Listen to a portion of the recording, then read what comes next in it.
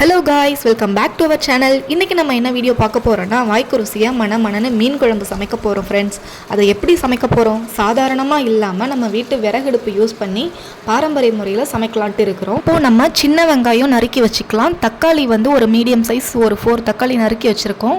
அதுக்கப்புறம் ஒரு 8 பல்லு பூண்டு நறுக்கி வச்சுருக்கோம். வாங்க நம்ம எப்படி சமைக்கலான்ட்டு பார்க்கலாம். நம்ம இப்போது விறகடுப்பை பற்ற வச்சுக்கலாம் ஃப்ரெண்ட்ஸ். அடுப்பை பற்ற வச்சு அடுப்பில் ஒரு கடாய் வச்சு கடாயை வந்து நல்லா காய வைக்கணும். கடாய் நல்லா காய்ஞ்சதும் தேவையான அளவு வந்து நம்ம எண்ணெய் எடுத்துக்கலாம்.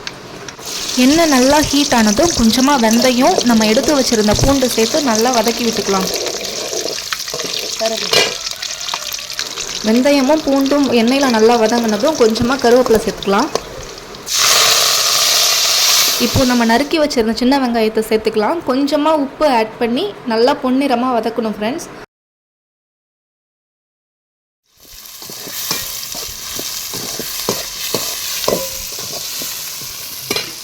இப்போ பாருங்கள், வெங்காயம் வந்து எண்ணெயில் நல்லா ப்ரௌனிஷாக நல்லா வதங்கிடுச்சு. இப்போ வந்து நம்ம நறுக்கி வச்சுருந்த தக்காளியை சேர்த்துக்கலாம் ஃப்ரெண்ட்ஸ். இது வதங்கிட்டே இருக்கட்டும். நம்ம ஒரு பாத்திரத்தில் தேவையான அளவு தண்ணி, புளி, மிளகாய்த்தூள், தனி மிளகாய்த்தூள் இது எல்லாத்தையும் கலந்து வச்சுக்கலாம். இது நல்லா வதங்கினதும் நம்ம கலந்து வச்சுருந்த புளி கரைசலை இதில் சேர்த்துக்கலாம்.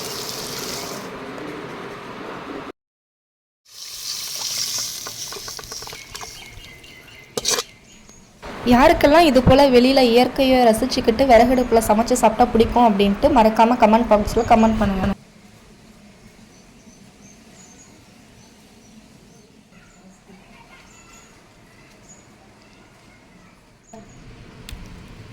இப்போ பாருங்கள், குழம்பு நல்லா கொதி வந்துடுச்சு. நம்ம குழம்பை இறக்க போகிறதுக்கு முன்னாடி நம்ம க்ளீன் பண்ணி வச்சுருந்த மீனை சேர்த்துக்கலாம். மீன் நல்லா வெந்ததும் நம்ம குழம்பை இறக்கிடலாம். இப்போ நம்ம வந்து சிம்பிளாக மீன் வறுவல் எப்படி பண்ணலான்ட்டு பார்க்கலாம்.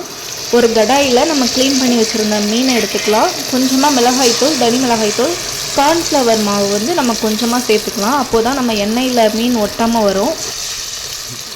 கொஞ்சமாக உப்பு சேர்த்து நம்ம மசாலா ரெடி பண்ணி எண்ணெயில் மீன் பொரிச்சு எடுத்துடலாம். அவ்வளோதான் ஃப்ரெண்ட்ஸ், சிம்பிளாக மீன் வறுவல் முடிஞ்சிடுச்சு.